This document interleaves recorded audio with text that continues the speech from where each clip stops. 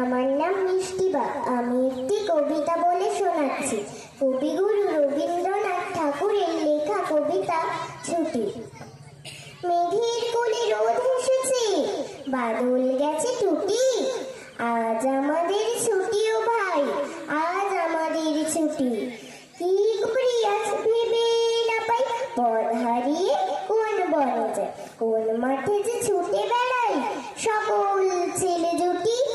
আজ আমাদের ছুটি ও ভাই, আজ আমাদের ছুটি।